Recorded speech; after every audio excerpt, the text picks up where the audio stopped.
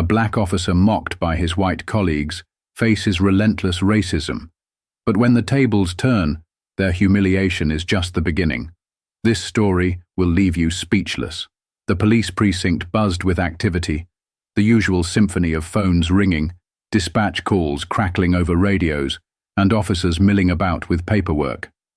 But amidst the hustle, one corner of the room stood out, a group of white officers, their loud laughter echoing over the din.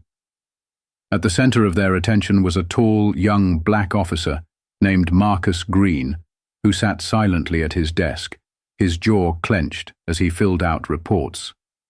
Marcus was the newest member of the force, having joined just a few months earlier. Though his credentials were impeccable, a decorated military veteran with years of law enforcement training, his presence in the precinct had been met with anything but warmth. From the first day, it was clear that many of his colleagues saw him as an outsider. It wasn't the overt kind of hostility that one might expect. It was more insidious. There were the side comments, the jokes that weren't really jokes, and the deliberate exclusion from conversations and team outings. Today, however, things had escalated. "Hey, Green," Officer Bill Parker called out, his voice dripping with mockery. "Did you hear the news? They're thinking of putting your picture up on the diversity recruitment posters. You know, to show we're all about equal opportunity." The group around Parker erupted in laughter. Marcus kept his eyes on his paperwork, refusing to give them the satisfaction of a reaction. Another officer, Chris Dalton, leaned back in his chair, a smirk plastered across his face. "Come on, Marcus. Don't be like that. We're just kidding. Lighten up a little. You're part of the team. Kind of." Marcus gritted his teeth, gripping his pen tightly.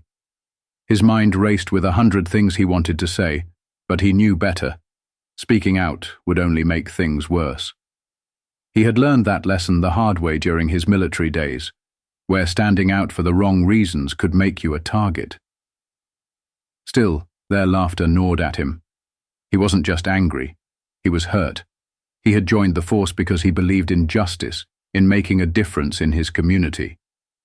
But here he was, treated as less than an equal by the very people who were supposed to have his back.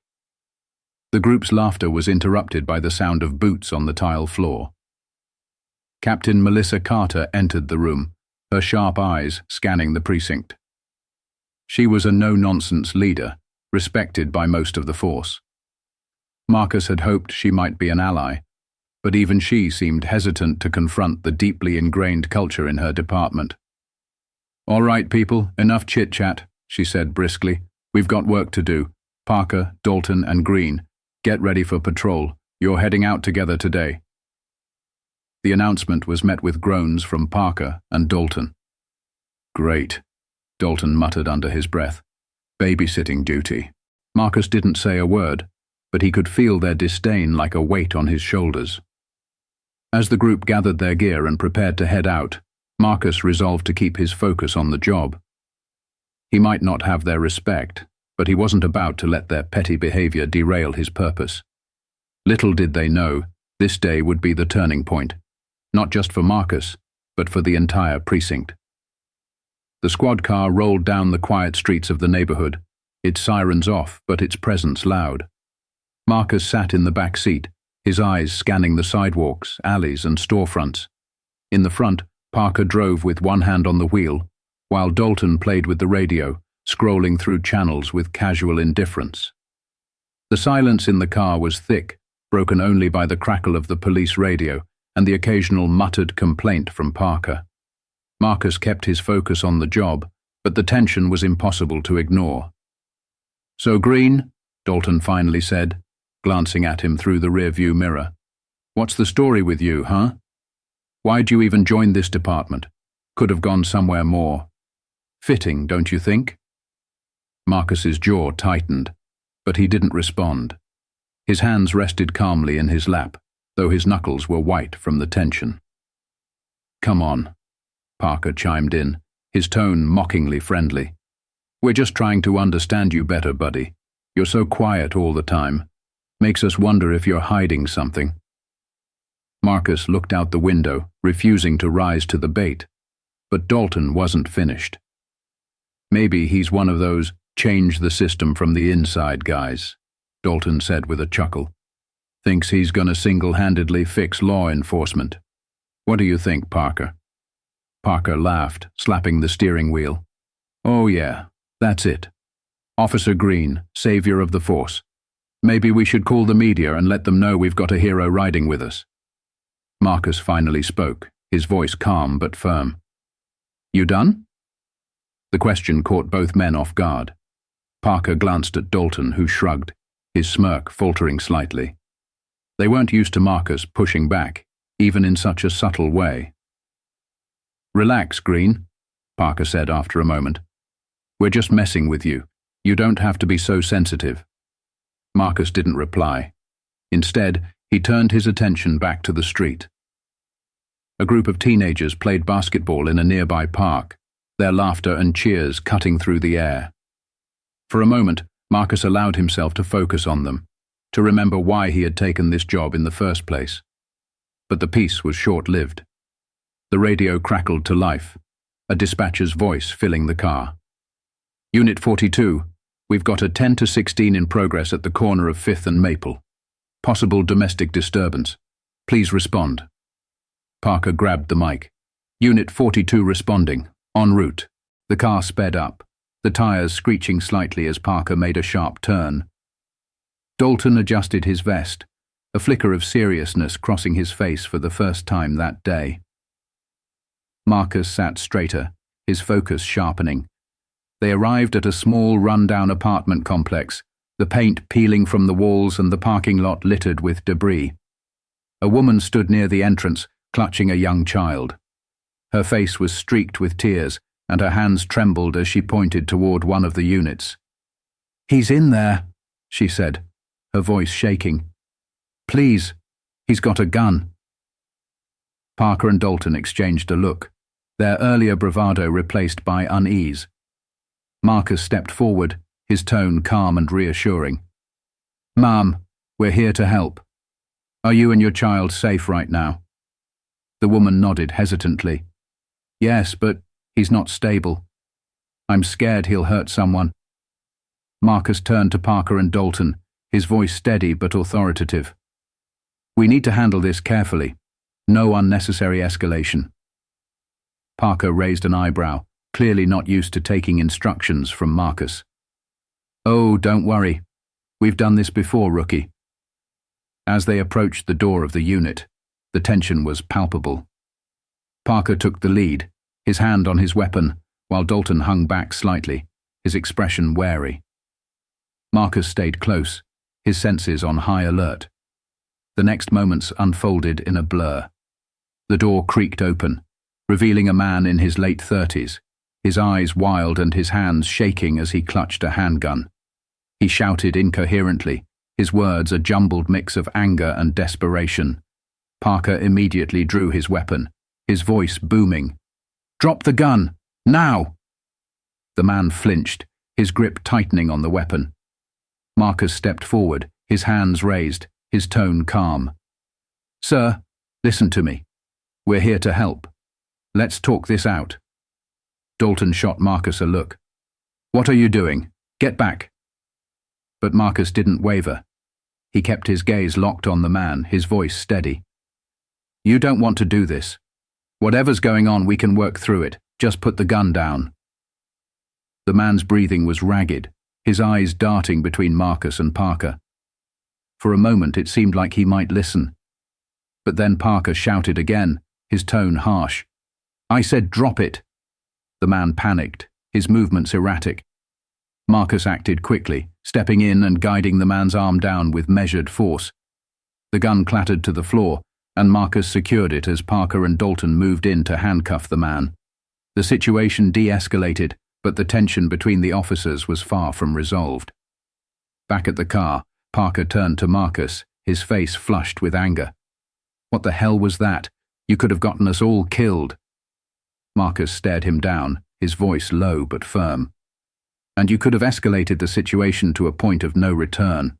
We're supposed to protect people, not provoke them." Dalton looked between the two, his expression unreadable. For the first time, Marcus saw a flicker of doubt in their eyes, a crack in the wall of arrogance they had built around themselves. The ride back to the station was quiet, the tension in the air thick enough to cut with a knife. Parker gripped the wheel tightly, his knuckles white as he navigated the familiar streets. Dalton sat in the passenger seat, staring out the window, his foot tapping nervously. Marcus remained calm in the back, his gaze fixed on the passing scenery, but his mind was far from settled. As they pulled into the station parking lot, Parker couldn't hold it in anymore. He turned in his seat to glare at Marcus. "You really think you're some kind of hero, don't you?" Marcus met his gaze, his expression calm but unyielding. "I think I did my job." Parker scoffed, shaking his head. "Your job is to back up your team, not play therapist with some psycho holding a gun."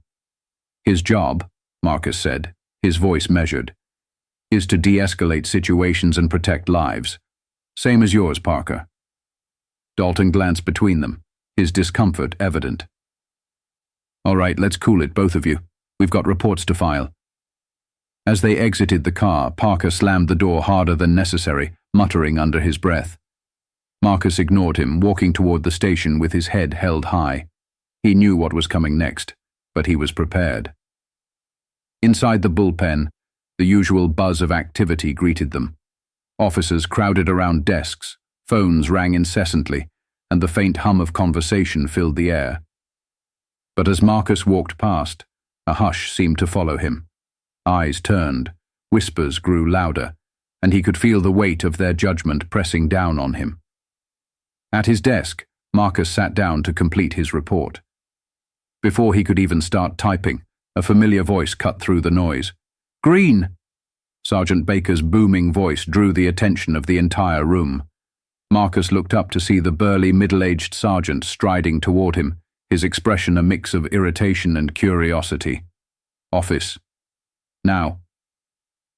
Marcus stood, his movements calm and deliberate, and followed Baker into his office. As the door closed behind them, Baker gestured for Marcus to sit. "Want to tell me what happened out there?" Baker asked, leaning against his desk with his arms crossed. Marcus recounted the events of the domestic disturbance call, leaving out no detail. When he finished, Baker sighed heavily, running a hand through his thinning hair. "Look, Green," he began, "I get what you were trying to do out there, and I respect it, I do. But you've got to understand, this department doesn't operate the way you're used to." Marcus raised an eyebrow. "The way I'm used to? What does that mean, Sergeant?" Baker hesitated, then leaned in slightly, lowering his voice. "You're not in the academy anymore. Out here, it's about survival. You've got to trust your team and stick to protocol." "Respectfully, Sergeant," Marcus said, his tone firm, "what I saw out there wasn't about survival. It was about ego. Parker was escalating the situation because he didn't want to lose control, not because he was in danger." Baker sighed again, shaking his head. "You're a good cop, Green. You've got potential. But you've got to pick your battles. If you keep going against the grain, you're going to make a lot of enemies." Marcus met his gaze, unflinching. "Maybe it's time the grain changed." Baker stared at him for a long moment, then nodded slowly. "Fair enough, but watch your back. This place doesn't take kindly to people rocking the boat." Later that evening, Marcus sat alone in the locker room, his thoughts heavy. The confrontation with Baker had only solidified what he already knew. This department wasn't just resistant to change, it was hostile to it. As he packed up for the day, the door swung open, and the sound of laughter filled the room. Marcus turned to see Parker, Dalton, and a few other officers from their shift walking in. They didn't notice him at first, too caught up in their animated conversation. "Man, did you see his face?" Parker said, his voice dripping with amusement. "Thought he was Captain America or something, stepping in like that." Dalton laughed, shaking his head. "He's got guts, I'll give him that. But guts don't mean much when you don't have backup." The others joined in, their laughter echoing off the tiled walls. Marcus stayed silent, his presence unnoticed. He watched as they mocked him, their words dripping with disdain and superiority. "Maybe we should get him a cape," one of them joked. "Super green, savior of the streets." The room erupted in laughter again, and Marcus felt a pang of anger rise in his chest. But he didn't let it show. Instead, he stepped forward, his footsteps deliberate. The laughter died instantly as they noticed him. Parker smirked, unbothered by Marcus's presence. "Oh, hey, Green, didn't see you there." Marcus met his gaze, his expression calm but unyielding. "I know what you think of me," he said evenly, "and honestly, I don't care. But if you want to talk about me, at least have the guts to do it to my face." Parker's smirk faltered slightly, but he recovered quickly. "Relax, man. We're just having a little fun. No harm, no foul." Marcus stepped closer, his voice lowering. "It's not fun when it undermines the work we're supposed to be doing. We're not here to stroke our egos or play games.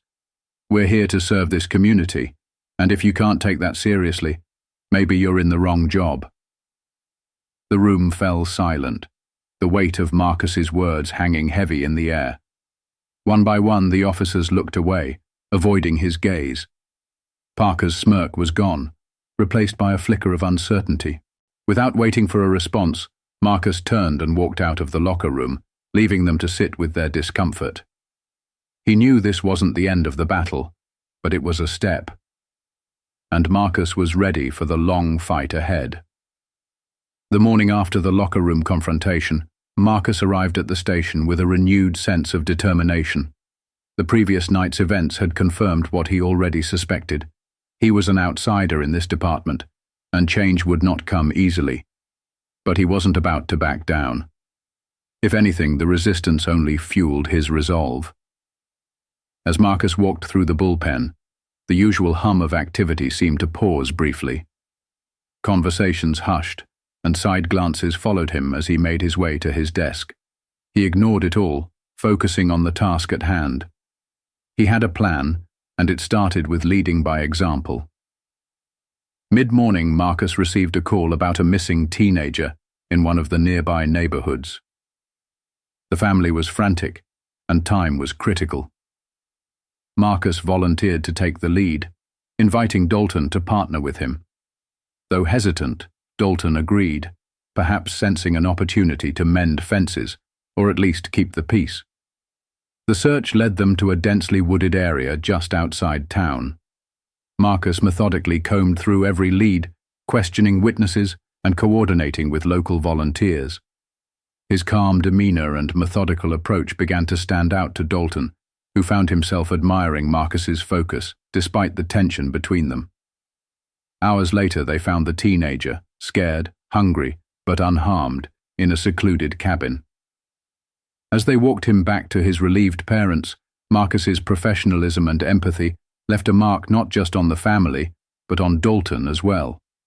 For the first time, Dalton began to see Marcus not as a threat or a rival, but as a leader with integrity.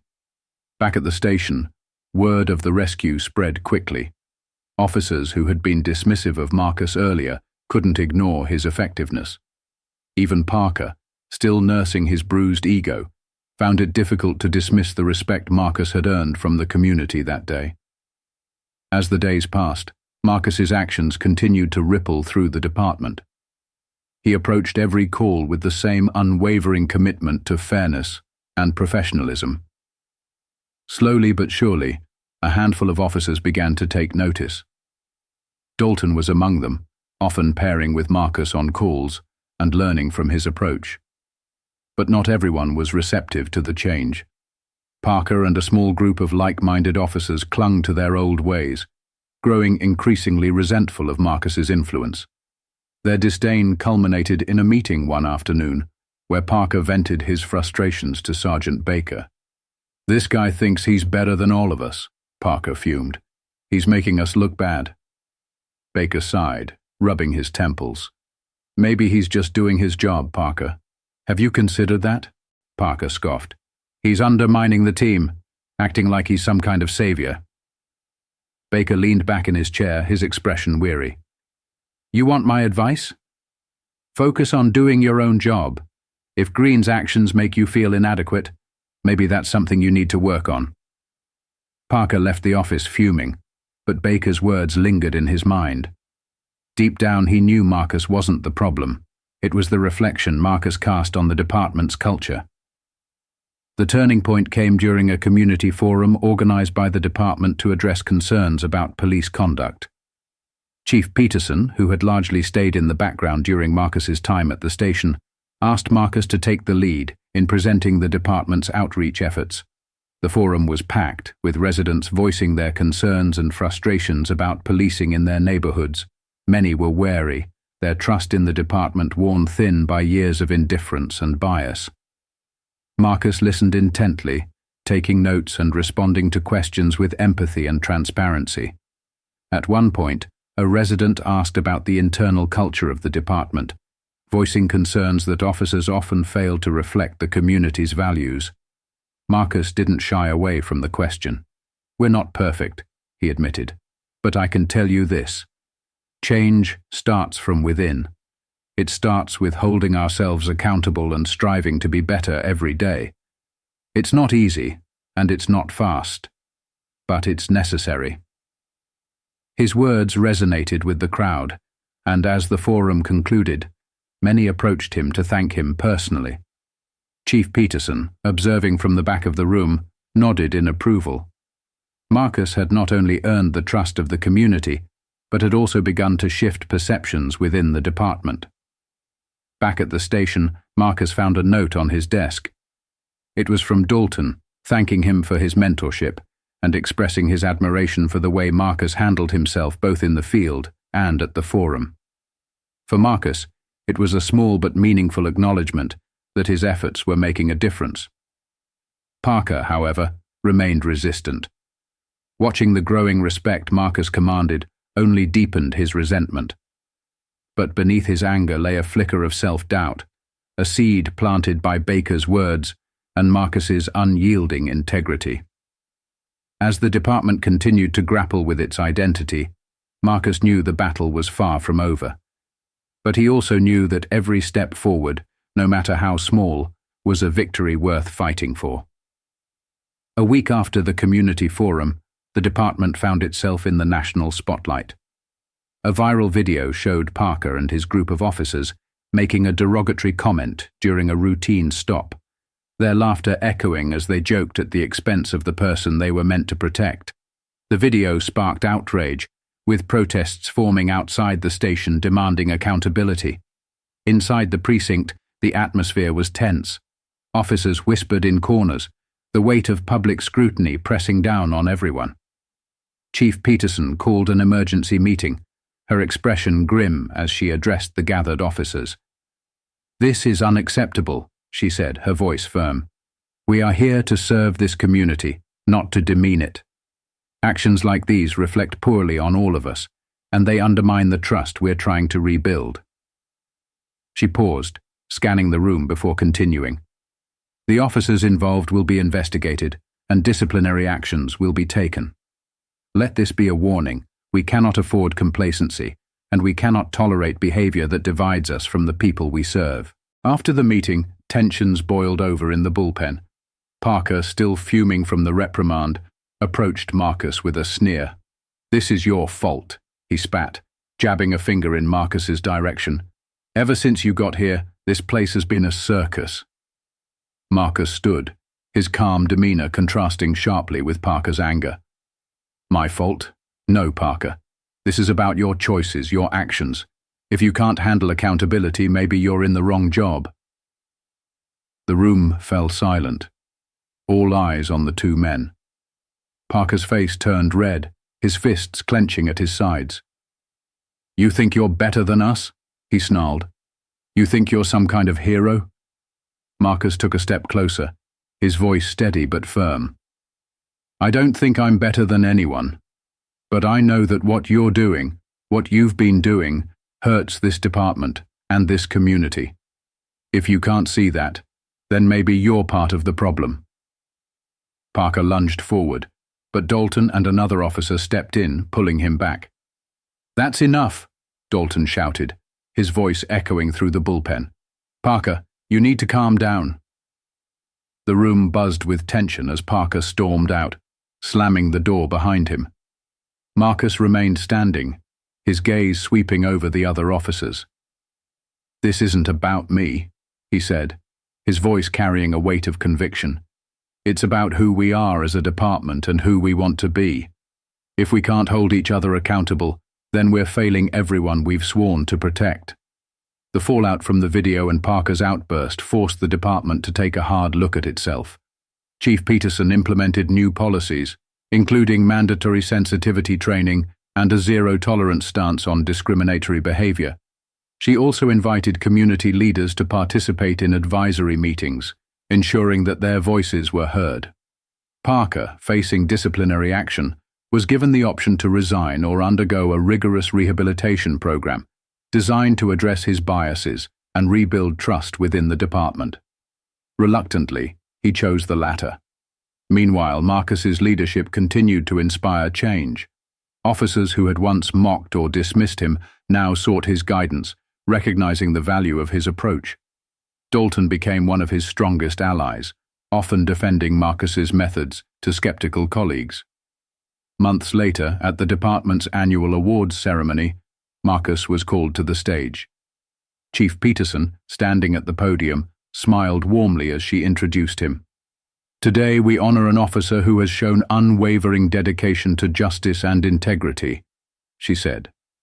"Officer Marcus Green has not only demonstrated exceptional professionalism, but has also reminded us of what it means to serve with heart and purpose." The room erupted in applause as Marcus stepped forward to accept the award.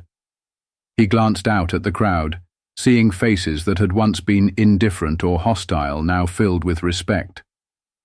Among them was Parker, sitting quietly at the back of the room. Their eyes met briefly, and Parker gave Marcus a small nod, a gesture of acknowledgement, perhaps even respect. As Marcus left the stage, he felt a sense of fulfillment he hadn't experienced before. His journey in the department had been fraught with challenges, but every confrontation, every difficult conversation had led to meaningful progress. He knew there was still work to be done. Changing a culture rooted in prejudice and complacency would take time, and there would always be resistance. But he also knew he wasn't alone. The department was shifting, one officer at a time, and the community was beginning to see the difference. For Marcus, the award wasn't the end of the story. It was a new beginning, a reminder that the fight for justice and equality wasn't about winning individual battles, but about creating a legacy of change that would outlast him. And as he looked around the room, he realized that legacy was already taking root.